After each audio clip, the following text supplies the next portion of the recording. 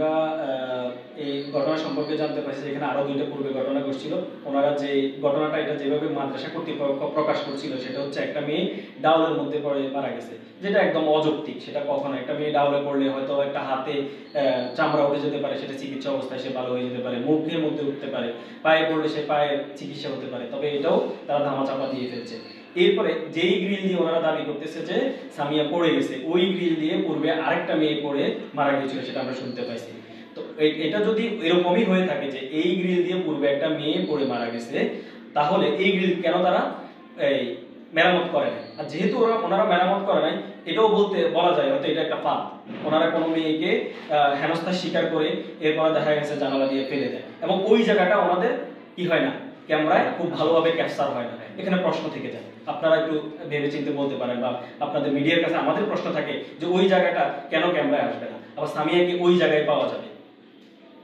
জি ধন্যবাদ। আসসালামু আলাইকুম। জি, সামিয়া আক্তারের মৃত্যুর বিষয়ে আপনারা কিছুক্ষণ আগে দাফন করে আসলেন। তার মাদ্রাসা থেকে আপনাদেরকে কিভাবে যোগাযোগ করছে আপনাদের সাথে, তার বিস্তারিত একটু আলোচনা করেন। ওয়ালাইকুম আসসালাম। সামিয়ার মাদ্রাসা থেকে আমাদেরকে ইনফরমেশন করা হয় ভোর রাতে 4টা নাগাদ। যখন ইনফরমেশন করা হয় সাথে সাথে আমরা ওখানে 5টার আগেই পৌঁছাই। পৌঁছানোর পরে আমরা দেখতে পাই যে বিনা চিকিৎসা ওখানে পড়ে আছে। ওনারা 2-1 জন উপস্থিত ছিল বা ডিউটিরত ডাক্তার ছিল। ওনারা কোনো চিকিৎসা দিতে পারে না, কারণ ওখানে ওর এই ধরনের কোনো চিকিৎসা নেই। পরবর্তী আমরা ওখানে গিয়ে যেটা জানতে পারি বা যেটা আমরা ওর সাথে কথা বলে জানার চেষ্টা করি, মাদ্রাসা কর্তৃপক্ষ জানায় যে ও ছাদ থেকে পড়ে গেছে বা উপরের থেকে পড়ে গেছে, পড়ে গিয়ে নিচে পড়েছিল। তো আমরা ওর সাথে কথা বলে যেটা জানতে পারি সেটা একদমই ভিন্ন, আর আমাদের হুজুরদের কথার সাথে এটার সাথে কোনো মিল আমরা খুঁজে পাচ্ছিলাম না। হুজুররা বলতে চাইছে যে জানালার গ্রিল দিয়ে পড়ে গেছে, ওনারা নিচে এসে পাইছে। ওনারা বলতে চাইছে যে রাতে 3টায় পড়ছে, কিন্তু আমরা যেটা অন্যভাবে খবর পেলাম বা ওনারা হসপিটালে যে সময়টা নিচ্ছে, যদি আমরা সেই কথাটা বলতে চাই, তাহলে হসপিটালে ওনারা 2:30টা নাগাদ ওনাকে নিছে।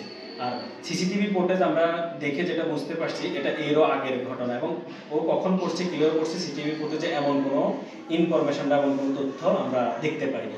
পরবর্তীতে আমরা যখন ওখানে গেলাম, যাওয়ার পরে স্বামীকে যখন এই অবস্থা দেখতে পেলাম, দেখার পরে সাথে সাথে আমরা ওনারা যেটা নাম দিচ্ছে ঢাকা মেডিকেল কলেজ, তো আমরা আমাদের পরিচয় থাকার কারণে আমরা ঢাকা পঙ্গুতে পাঠাই।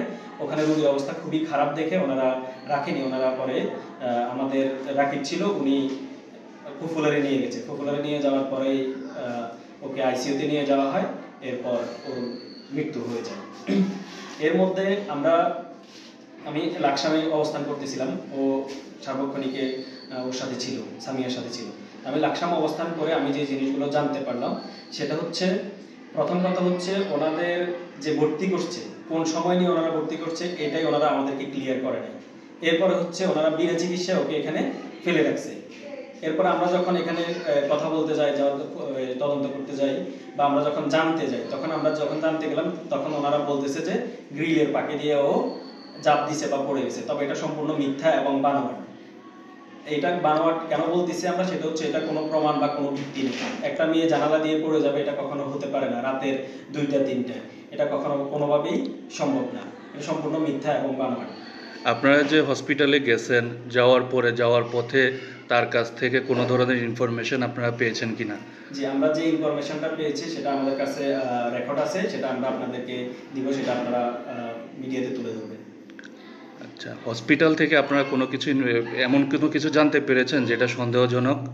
আমাদের কাছে অবশ্যই সন্দেহজনক মনে হয়েছে, যার কারণ হচ্ছে একটা মেয়ে, ওনারা যেটা দাবি করতেছে, আমরা বলতেছি না, ওনারা যেটা দাবি করতেছে যে 5তলার জানালা দিয়ে পড়ে গেছে, জানালার গ্রিল কাটা ওখান থেকে পড়ে গেছে। তাহলে একটা মেয়ে যদি 5তলা থেকে পড়ে যায়, সেখানে তার ছিন্ন ভিন্ন হয়ে যাওয়ার কথা। সেই জায়গায় তার পুরো শরীরে কোনো স্পট নেই, জাস্ট এই হাতটাতে এখানে একটা স্পট আছে, এর বাইরে অন্য কোনো স্পট পাওয়া যায়নি। তাহলে আমরা কিভাবে বলবো যে 5তলা থেকে পড়ে মারা গেছে? আপনি সামিয়ার কি হন আপনি? আমি সামিয়ার কাকা। আচ্ছা, আপনারা এখন আমার জাতির কাছে কি চান? আমরা এটা সুস্থ তদন্ত সাপেক্ষে সুস্থ বিচার চাই, এবং এই ধরনের প্রতিষ্ঠানগুলো যাতে আগামী দিনে এই ধরনের কোনো কার্যকলাপ না করতে পারে, এই ধরনের কোনো এই বাচ্চাকে জীবিত মেরে ফেলতে পারে, এই ধরনের কোনো কিছু না ঘটে, আমরা সেই বিচারটা চাই। জি, আপনি মাঝে মাঝে যিনি আছেন, আপনি হয়তো ওর সাথে ঢাকা গিয়েছেন। আপনার কাছে কি মনে হয়েছিল? আমার কাছে মনে হয়েছিল যে এটা মানে ভিত্তিহীন, বা এটা মানে এলাকান থেকে যারা বলছিল মাদ্রাসা কর্তৃপক্ষ যে জিনিসটা বলছিল, আপনি বলতে চাচ্ছেন সেই জিনিসটা ভিত্তিহীন, ভিত্তিহীন, এটা হচ্ছে বানোয়াট। বানোয়াট। আপনি গতকালকে আমাদের সামনে কথা বলেছিলেন, আপনার কাছে বর্তমানে কি মনে হচ্ছে? মাদ্রাসা কর্তৃপক্ষ তথ্যের সাথে বাস্তবে কোনো মিল দেখা যাচ্ছে না। আমরা চাই যে এটা সুস্থ তদন্তের মাধ্যমে সঠিক বিচারটা হোক। জি, ধন্যবাদ।